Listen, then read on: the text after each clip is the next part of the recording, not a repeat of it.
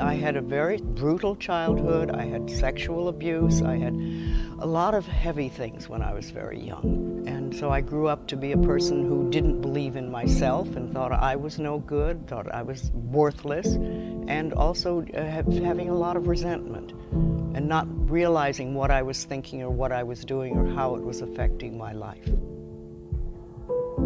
One day I heard somebody say, if you're willing to change your thinking, you can change your life. And I thought, really? Really? Is that possible? So I started to explore. And then I kept studying and learning. And as I learned, I would teach other people. Well, the thing was, I was teaching workshops at the time. And I said to myself, if I could just put this workshop on paper, I could help more people. But I did. I took a little time off and I put the workshop into book form. And I had no idea that life would take it where it has taken it. One of the pioneers of the self-help movement, Louise Hay. In 1984, she started a small company in her living room with 2 self-published books, and now she oversees a publishing empire. Her international bestseller, You Can Heal Your Life, has sold over 30 million copies and has been translated into 25 different languages.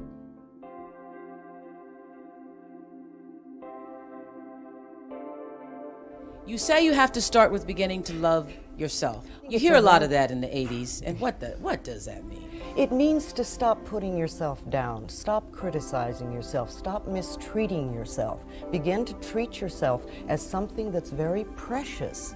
Louise Hay's book is titled, You Can Heal Your Life. Absolutely. You know, all babies are born loving themselves, and then somewhere along the line we believe people who are frightened or angry, yes, and we start to think that we're not good enough. And very often we mistreat ourselves because we don't feel we're good enough. What is this? What is affirmation? Affirmations are every statement you ever make, everything you say. But when you do an affirmation, it means you make a positive statement to create something you want in your life. That's why I like to teach people to love themselves, just to love and adore who you are. Does that work if you really aren't loving life so much? Yes, but you have to get there. And I think of affirmations as like planting seeds. You put the seed in the ground and give it a chance to grow. You say, I love you. You know, I wrote my first book, there was no self-help section in the bookstores. And now it's the fastest growing one in all the bookstores.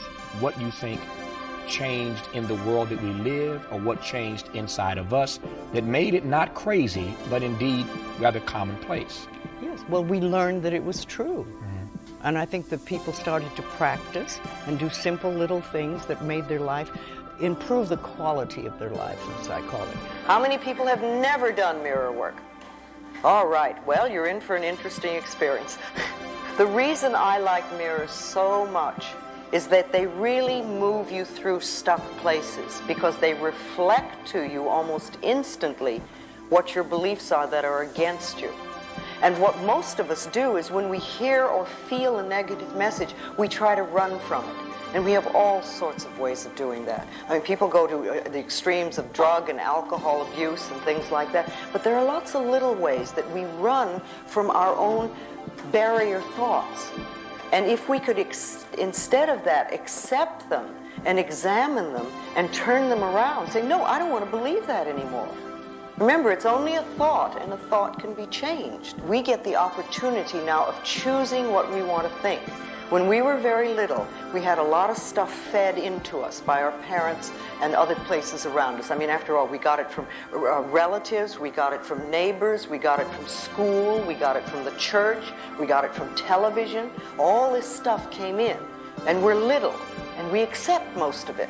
But we're not little children now, we're adults, and we get to choose what we want to think. See, all that energy that you've turned negatively towards yourself, you can use that powerful energy and turn it in a positive direction. I really love this person. I want to. You have my permission. Reach out a hand.